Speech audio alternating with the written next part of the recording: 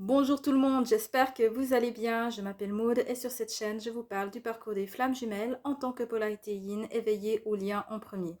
Donc, cette vidéo va porter sur certaines caractéristiques qui sont habituellement attribuées aux chaser ou aux runners. Donc, je vous rappelle que j'utilise ces termes comme Fabien Marchand, c'est-à-dire chaser pour la polarité yang, même si elle s'éveille en deuxième, et runner pour la polarité yin, même si elle s'éveille en premier. Donc, les caractéristiques qui sont habituellement attribuées aux chaser ou aux runners, mais il se peut que la réalité soit un peu plus complexe que ça. Avant d'aller plus loin, j'aimerais d'abord éclaircir certains points et vous donner quelques informations. Donc tout d'abord, samedi dernier, j'avais tourné une vidéo qui s'appelle Apprendre à se connaître, qui est donc pour le travail du yin. Étant donné que la vidéo que je fais actuellement me paraît un peu plus importante, donc je vais repousser la vidéo que j'ai tournée la semaine passée. Elle paraîtra donc au début de la semaine prochaine. Ensuite, quelqu'un m'a signalé par mail qu'il y avait une personne qui, en tout cas, se revendique runner yin, qui aurait publié un livre sur Amazon sur le parcours du profil yin et qui me demandait si j'en étais l'auteur. Donc, je tiens à éclaircir que je ne suis pas l'auteur de ce livre. Donc, l'auteur de ce livre est assez facile à trouver sur YouTube en mettant le nom de cette personne dans la barre de recherche sur YouTube. Et je vous encourage du coup à aller voir quelques vidéos de cette personne pour vérifier si son énergie vous correspond. Pour ma part, donc ce n'est pas une chaîne à laquelle je suis abonnée, ce n'est pas une chaîne dont je regarde les vidéos et par conséquent, je ne connais pas le contenu du livre, donc je ne peux pas vous dire si ce qu'il y a à l'intérieur me parle ou pas. Je peux vous dire que le quatrième de couverture, enfin le résumé qui est disponible sur Amazon, ne me parle pas vraiment. Mais sinon, je ne peux rien vous dire en fait sur le contenu de ce livre. Ce que je voulais vous rappeler aussi, c'est que les caractéristiques qui sont habituellement attribuées au chaser ou au runner sont pour la plupart valables seulement chez les personnes qui n'ont pas encore fait la compensation, donc qui ne sont pas encore équilibrées. À partir du moment où on est équilibré, en fait, le réflexe, donc on garde sa polarité initiale toute sa vie, pour rappel, mais on apprend à s'équilibrer. Donc, ce qui se passe avec les anciennes caractéristiques, c'est que le réflexe, l'envie de faire comme ça, elle reste, mais qu'on ne le fait plus forcément parce que justement, on a appris à s'équilibrer. Donc, plusieurs caractéristiques qui sont décrites dans ce type de description, donc du profil yin ou du profil yang, sont valables seulement avant compensation. Pour donner un exemple, je crois que c'est Cécile Ricolo qui, dans une de ses vidéos, parlait du fait que le profil yin n'est pas un loukoum. Donc, elle a tout à fait raison. Ce qui se passe, c'est que en fait, chez la polarité yin, elle a envie de procrastiner et souvent elle procrastine. Surtout si avant la compensation, elle est très déséquilibrée, elle peut procrastiner beaucoup. Mais après, à partir du moment où elle est équilibrée, et ça peut être le cas même au moment de la reconnexion, si c'était une flamme jumelle précompensée, à partir du moment où elle a réappris à s'équilibrer et qu'elle s'est un peu reconnectée au yang, à ce moment-là, il y a concrétisation dans la matière, donc il n'y a plus forcément procrastination. Enfin, en tout cas, dans mon cas, maintenant que je suis compensée, ce qui se passe, c'est que le réflexe de procrastiner, il reste présent, mais qu'étant donné que je suis connectée à mon yang désormais, je concrétise maintenant dans la matière de façon tout à fait normale, mais par contre en étant connectée directement à mon intuition. Donc ça, c'est ce qui se passe quand on est équilibré. Et ça peut être le cas de certaines flammes jumelles qui ont connu la précompensation, peuvent être déjà potentiellement à peu près équilibrées, en fait, même au moment de leur connexion avec le jumeau ou la jumelle.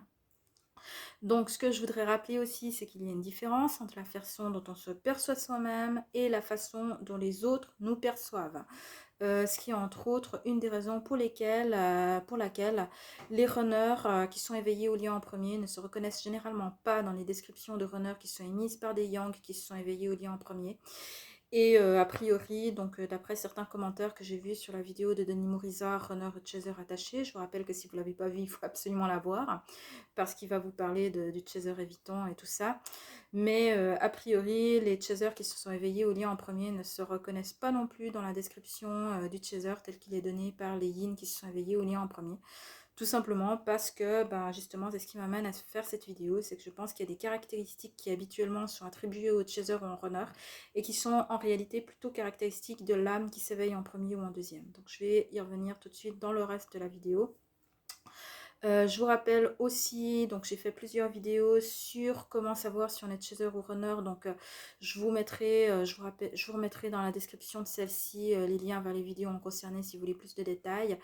Dans cette vidéo-ci, je ne vais pas m'attarder parce que c'est pas le sujet. Mais je vous rappellerai juste brièvement que la polarité se définit par rapport à la structure interne et pas par rapport au comportement qu'on montre à l'extérieur. Puisqu'en effet, c'est possible d'avoir adopté au cours des événements de vie un faux self de l'autre polarité.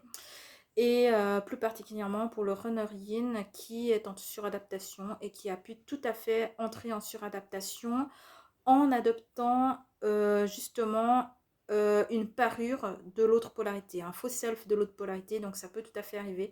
C'est pour ça qu'il ne suffit pas de regarder le comportement que vous montrez à l'extérieur pour définir votre polarité, mais qu'il faut chercher le fonctionnement en fait interne. Et je rappelle aussi, j'en ai déjà parlé brièvement, mais pour les flammes jumelles qui ont connu en fait une précompensation, donc les caractéristiques du chaser et du runner ont pu être un peu mélangées, parce que vous n'êtes justement plus tout à fait chaser ou runner au moment de la reconnexion avec votre jumeau ou jumelle. Donc voilà, après cette longue introduction, donc si vous voulez approfondir ces points, je vous mettrai des liens dans le descriptif de cette vidéo. Je vais en venir aux caractéristiques qui sont souvent attribuées soit au chaser, soit au runner, et pour lesquelles en fait la réalité peut être un peu plus complexe que ça. Donc, tout d'abord, c'est assez couramment admis, en particulier pour les plus anciennes reconnexions, que le comportement qui consiste à vouloir la relation, à dire je t'aime, à courir après l'autre, à montrer ses sentiments, soi-disant ce serait le chaser qui ferait ça, et que le runner, ben, soi-disant il serait un peu plus dans la retenue, il montre pas ses émotions, d'ailleurs il se connaît pas lui-même, donc du coup il dit jamais je t'aime, il part de la relation, il fuit, etc., etc.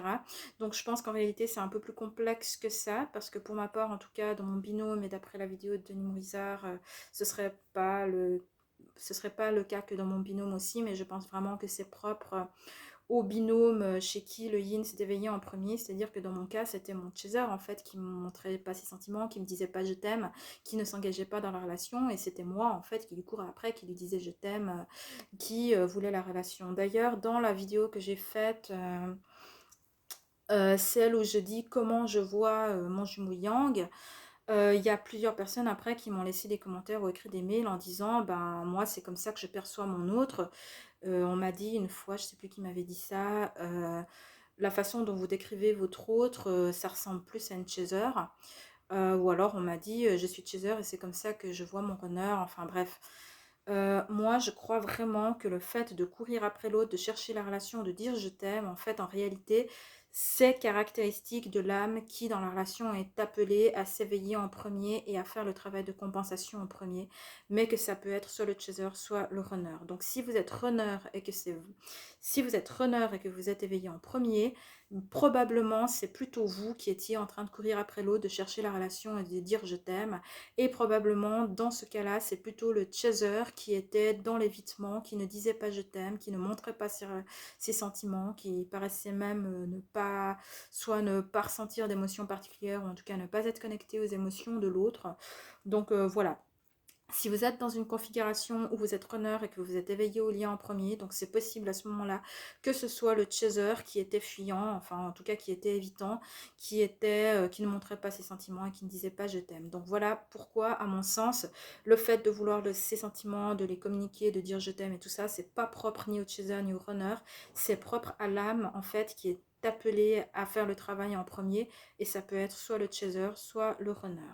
Et du coup, à l'inverse, le fait d'être dans l'évitement, de ne pas dire je t'aime, de ne pas montrer ses sentiments, de ne pas s'engager dans la relation, là aussi, selon moi, c'est pas propre ni au chaser ni au runner. Donc sur YouTube, c'est plus couramment attribué au runner ce type de comportement. mais c'est attribué habituellement au runner tout simplement parce qu'autrefois on disait que c'était le runner qui s'éveillait en deuxième. Alors que de nos jours, il y a beaucoup de cas de figure où c'est le runner qui s'éveille en premier et donc du coup c'est le runner qui cherche la relation et ce sera à ce moment-là plutôt le chaser qui sera dans l'évitement de la relation. Donc là, c'est pas propre selon moi à l'une ou à l'autre polarité, mais c'est propre en fait à l'âme qui s'éveille en premier ou à l'âme qui s'éveille en deuxième. Ensuite, par rapport à tout ce que je vais les réunir en fait, mais par rapport aux peurs, par rapport aux masques et par rapport au faux self, là aussi c'est couramment attribué, enfin c'est couramment admis sur YouTube que ce serait le runner qui serait noyé dans ses peurs, que ce serait le runner qui aurait des masques, que ce serait le runner qui aurait un faux self, etc., etc. Et en fait, tout ça, c'est un peu du bullshit parce qu'en réalité, si vous lisez le livre de Lise Bourbeau, donc les 5 blessures qui empêchent d'être soi-même, ce que dit Lise Bourbeau, c'est que quand on a une peur, donc elle a compté 5 blessures qui sont, pour rappel, la trahison, le rejet, l'abandon, l'humiliation et l'injustice, et que dans la sphère flamme jumelle, on dit que le runner porte la blessure de rejet et donc l'humiliation, l'injustice et la trahison potentiellement comme blessure secondaire, tandis que le... faut pas que je me mélange les pinceaux. Donc le chaser porterait la blessure d'abandon et que du coup potentiellement il porterait l'injustice, l'humiliation et la trahison comme potentiellement blessure secondaire. Et donc ce que dit Lise Bourbeau, c'est que quand on porte une blessure, donc l'une de ces 5, on crée un masque pour se protéger de la blessure, pour se protéger aussi de la peur de se voir infliger cette blessure ou de soi-même l'infliger à d'autres.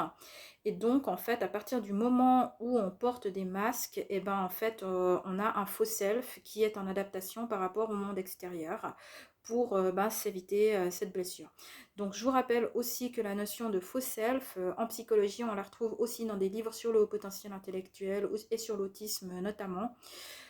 Aussi de ce que j'ai vu dans des livres sur le trouble du stress post-traumatique et probablement sur d'autres sujets encore. Donc en fait c'est là la notion de faux self en fait elle est liée à la notion de masque et la notion de masque et de peur en fait c'est lié à la notion de blessure. Or des blessures, tout le monde en porte. Le chaser ou le runner, ou même d'ailleurs les gens qui ne sont pas en relation de flamme jumelle aussi. Donc en tout cas, dans la sphère flamme jumelle, le chaser et le runner portent tous les deux des blessures. Et parce qu'ils portent tous les deux des blessures, ça veut dire qu'ils portent tous les deux même plusieurs masques. Donc tous les deux ont des masques et tous les deux en fait ont un faux self. Et oui, donc en fait c'est absolument pas propre au runner. Le chaser en réalité il porte la blessure d'abandon, ce qui signifie donc qu'il porte le masque du dépendant au minimum, mais probablement aussi plusieurs masques parce qu'il a probablement des blessures secondaires. Et donc, parce qu'il porte des masques, donc en fait, le chaser, il a aussi un faux self. Donc, en fait, c'est pas du tout propre au runner, tout ça. Donc, le chaser et le runner ont tous les deux des blessures, et donc tous les deux des masques, et donc tous les deux un faux self. Et donc, aucun des deux, en fait, n'est réellement lui-même au moment de la reconnexion. Donc, c'est pas seulement au runner de déconstruire son faux self, mais en réalité, le chaser doit aussi le faire aussi, parce qu'il a aussi des masques, il a aussi un faux self. Donc, il doit aussi déconstruire son faux self pour, dans les deux cas, donc le chaser et le runner. Je suis désolée si jamais je parle trop vite, je vous rappelle que vous pouvez modifier le débit dans les paramètres de la vidéo. Là, c'est juste que comme je pense à toute vitesse, je parle très vite aussi. Donc, le chaser et le runner ayant tous les deux des blessures, des masques, des faux self et des peurs, à ce moment-là, tous les deux vont devoir déconstruire tout ça pour redevenir lui-même. Donc, c'est absolument pas propre au runner. Le chaser, en réalité, ils le font aussi. C'est juste que ils portent pas forcément les mêmes blessures, donc ils n'ont pas forcément les mêmes masques. Mais au fond, c'est un travail que tous les deux doivent faire, mais du coup, pas forcément de la même manière. Ensuite, la dépendance affective est plus souvent attribuée au chaser, parce que le chaser porte le masque du dépendant, en fait, parce qu'il aurait de la dépendance affective. Donc, je vous rappelle que la notion de dépendance affective, j'ai fait une vidéo entière sur la dépendance affective chez le runner que je vous invite à aller revoir si vous ne l'avez pas fait. mais la notion de dépendance affective, en fait, elle va plus large, en fait, que la notion du couple. Et en réalité, le chaser et le runner sont tous les deux dépendants affectifs, mais simplement, comme ils n'ont pas le même fonctionnement, pas les mêmes blessures et pas les mêmes peurs, eh bien, cette dépendance affective va pas se manifester de la même manière. Mais en réalité, avoir beaucoup de relations et s'engager dans aucune, par exemple, c'est aussi dû à de la dépendance affective. Le fait d'être dépendant affectif en couple, c'est de la dépendance affective. C'est aussi possible d'être dépendant affectif en n'étant pas dépendant affectif en couple, mais en étant, par exemple, dépendant affectif d'une multitude de relations sociales dans lesquelles on ne s'engage pas.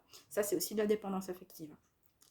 Donc, la dépendance affective, elle n'est pas propre ni au chaser ni au runner, mais les deux en ont. Et simplement, les symptômes, c'est pas les mêmes, mais en tout cas, les deux vont devoir travailler sur ça, régler ça et apprendre à devenir en fait autonome sur le plan affectif.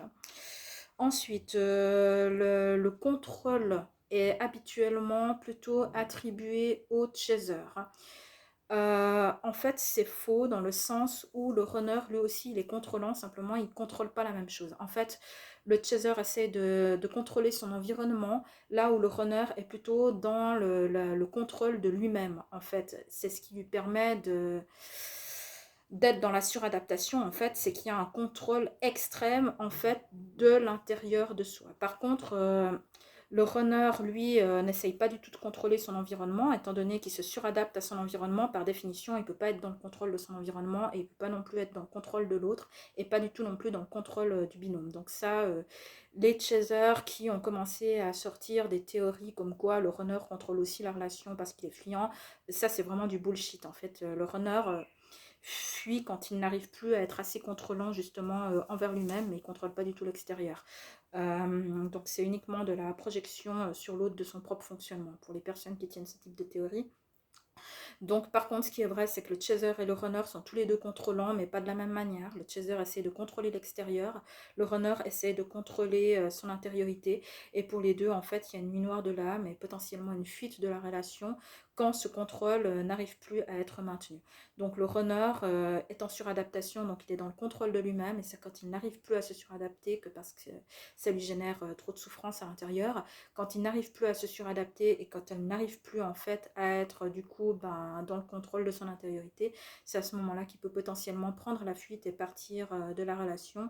Et donc ce sera quelque part, ça peut générer une nuit noire de l'âme, surtout s'il y a séparation à ce moment-là.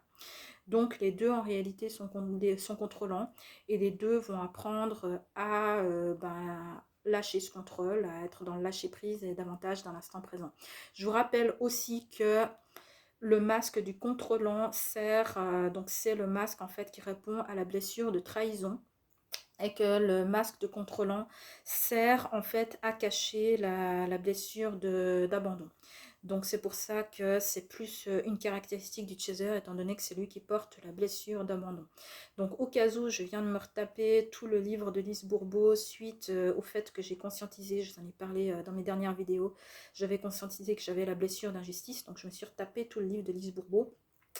Et en relisant du coup le livre de Lise Bourbeau, ça a attiré mon attention ce détail, c'est que le masque de contrôlant qui donc est le masque qui correspond à la blessure de trahison, en fait il sert à cacher la blessure d'abandon. Alors que, et du coup c'est ça qui a attiré mon attention par rapport à l'injustice, c'est que le masque en fait de rigide qui sert à qui correspond à la blessure d'injustice, en fait elle sert à cacher la blessure de rejet. Donc du coup ça correspond là aussi aux caractéristiques du chaser et du runner, en tout cas avant compensation. Et le fait que le masque de contrôlant sert à cacher la blessure d'abandon et que le masque de rigide sert à cacher la blessure de rejet. Donc ça, c'est vraiment écrit en fait dans le livre de Lise Bourbeau, dans le dernier paragraphe sur comment en fait guérir des masques, en fait comment enlever les masques. Donc c'est vraiment écrit, donc je suis pas en train de vous l'inventer, c'est juste que je l'ai relu récemment parce que je me suis tapé tout le bouquin. Le travail sur soi, les deux polarités vont le faire. C'est possible, donc la polarité qui va s'éveiller au lien en premier va faire le travail plutôt consciemment. Donc Ensuite, de ce que j'ai vu en tout cas comme témoignage sur internet dans les parcours flammes jumelles, il y a deux possibilités. Donc soit le travail sur soi, donc de l'âme qui s'éveille en deuxième, de toute façon il aura lieu si vous êtes vraiment flamme jumelle. Donc soit ça va se faire en différé et de façon consciente, soit ça peut se faire en même temps et de façon inconsciente. Et de ce que j'ai vu comme témoignage sur internet, il me semble que les deux cas de figure existent. Donc je ne dis pas que le travail se fait forcément en différé, je ne dis pas non plus que le travail se fait forcément en simultané, en relation miroir. J'ai simplement l'impression que les deux cas de figure sont existants. Et de ce que j'ai vu, enfin personnellement, j'ai vu trop de témoignages des deux cas de figure pour prétendre qu'il n'y en aurait qu'un qui soit vrai et que l'autre n'existerait pas. Donc selon moi, les deux cas de figure existent. Il y a encore une différence par rapport avant ça, je vais vous dire que le fait d'apprendre à se recentrer sur soi et à devoir poser des limites à l'autre, là aussi, étant donné que le chaser comme le runner peuvent s'éveiller en deuxième, du coup, c'est pas propre à une polarité ou l'autre. Ça va plutôt être propre à la polarité qui s'éveille en premier et seulement si le travail de compensation en fait se fait en différé. Donc pas en simultané parce que les gens chez qui ça se fait en simultané, bah, ça se fait en simultané. Mais si jamais le travail se fait en différé, alors ça appartiendra à la polarité qui s'éveille en premier, donc ça peut être le chaser ou ça peut être le runner, de devoir se recentrer sur soi et de devoir potentiellement poser des limites à l'autre. Et donc le fait d'avoir un autre qui dépasse les bornes, ben là ce sera plutôt caractéristique de celui qui s'éveille en deuxième de potentiellement pouvoir dépasser les bornes parce qu'il n'est pas encore centré, mais du coup ça peut être le chaser ou ça peut être le runner. Enfin c'est pas propre à une ou l'autre polarité de quelque part parfois être dans l'exagération dans son comportement par rapport à l'autre. Surtout avant compensation, avant le parcours, en fait, les deux polarités dépassent les bornes et on demande trop à l'autre, en fait. Par contre, après, à partir du moment où il y en a une des deux qui fait le travail en premier, ben, il n'y en aura plus que l'autre, en fait, qui pourra potentiellement dépasser les bornes. Et du coup, ce sera le travail de la polarité qui s'éveille en premier, de devoir poser des limites à l'autre pour, quelque part, que l'autre travaille sur lui à son tour. Parce que sinon, ben, si on ne pose pas de limites, ben, il n'y a pas de travail qui se fait. Mais du coup, ce sera plutôt le rôle de l'âme qui s'éveille en premier. Et du coup, c'est pas propre au yin ou yang. Et c'est pas propre non, au chaser ou au runner. Voilà. Si jamais, comme il fait hyper chaud, donc je crois qu'il doit faire plus de 30 degrés, je suis en train de couler comme pas permis, donc j'ai ouvert toutes les fenêtres. Tout à l'heure, je pouvais pas parce qu'il y avait il y a un chantier près de chez moi, donc il y avait trop de bruit. Donc là, je viens d'ouvrir toutes les fenêtres. C'est possible du coup qu'il y ait un peu de bruit, mais voilà, je tenais plus parce qu'il faisait vraiment trop chaud. Mais bon, c'est top d'avoir un temps comme ça après que c'était encore le pôle Nord il y a 2 semaines. Franchement, là, ça fait vraiment du bien. Ensuite, ce dont je voulais encore parler, c'est par rapport aux positions dans le triangle de Karpman. Donc, le triangle de Karpman, je vous rappelle, c'est le triangle victime, bourreau, sauveur. Donc, ce qui est assez admis, et il y a quand même un consensus à ce niveau-là, c'est que le chaser et le runner ont tous les deux comme position favorite d'être sauveurs. Je vous rappelle qu'être sauveur, c'est pas vraiment, objectivement, c'est pas vraiment une belle position. C'est même, selon moi, une position qui a des énergies très proches du bourreau. Mais quelque part, on est un peu plus hypocrite parce que être sauveur, ça veut dire vouloir imposer à l'autre des solutions alors qu'en fait, il a rien demandé, mais on le fait dans une bonne intention. Donc en fait, c'est quelque part un peu hypocrite. Quoi qu'il en soit, le chaser et le runner ont tous les deux comme position favorite de vouloir être sauveur. Et ça, c'est un consensus qui, je crois, est assez couramment admis. Par contre, ce qui a beaucoup interpellé mon attention, donc vous savez, si vous avez vu mes vidéos de témoignages, qu'au fil de mon parcours, j'ai travaillé principalement avec deux méthodes, qui sont les méthodes de Fabien Marchand et de Pascal Montagnac. Et en fait, il se trouve qu'il y a un désaccord entre Fabien Marchand et Pascal Montagnac par rapport aux positions favorites du profil yin ou du profil yang. Donc étant donné que Pascal Montagnac n'utilise pas les termes chaser et runner, je ne vais pas les utiliser pour juste cette partie d'explication. Donc selon Pascal Montagnac, le yang aurait comme position favorite victime, alors que selon Fabien Marchand, le yang aurait comme position favorite bourreau. Et vice versa, donc du coup pour le yin qui selon Pascal Montagnac aurait comme position favorite bourreau, alors que selon Fabien Marchand, il aurait comme position favorite victime. Et du coup, ça m'a beaucoup interpellée parce que personnellement, je respecte ces deux personnes à égalité et j'ai travaillé avec leurs deux méthodes, donc je sais quelles sont les deux méthodes complémentaires et efficaces et qu'elles sont vraies dans les deux cas. Et donc, je pense pas que l'un ou l'autre ait plus raison par rapport à cela. Mais du coup, ça m'a vraiment interpellée cette différence de positionnement et je me suis vraiment demandé pourquoi est-ce qu'ils pensaient différemment. Et du coup, voilà la conclusion à laquelle je suis arrivée personnellement, sachant que moi je suis personne, je suis juste une petite Maude. Mais mon idée, ma pensée, mon opinion par rapport à ces histoires de victimes, bourreaux, sauveurs, c'est qu'il y a une différence en fait entre la position dans laquelle on veut être et la position dans laquelle on est réellement. Et donc, selon mon point de vue, je pense que le yang veut être victime, mais qu'il est en réalité bourreau, et que le yin veut être bourreau, mais est en réalité victime. Pour le yang, c'est insupportable dans son idée de penser qu'il pourrait être victime, mais en réalité, il l'est parce qu'il passe beaucoup de temps en fait à remettre la faute sur les autres, etc., etc. Donc en fait, c'est en réalité une position de victime, même si le yang ne veut pas l'être et que c'est insupportable pour lui de concevoir qu'il puisse l'être. Alors que le yin, lui, il veut être bourreau, mais en réalité, il n'y arrive absolument pas. Et il est forcément victime parce qu'il est en suradaptation. Mais le yin veut être bourreau, mais est en réalité victime. Donc voilà, c'était ça aussi que j'avais envie de redistribuer par rapport à la différence entre le ressenti qu'on a, ce que l'on a envie d'être et ce que l'on est en réalité, la façon dont les autres nous perçoivent. Mais quoi qu'il en soit, ça rend complexe en fait de décortiquer le triangle Karpman à l'intérieur de l'interaction flamme jumelle, même si c'est évident que le triangle de Karpman est extrêmement présent, en tout cas avant la compensation.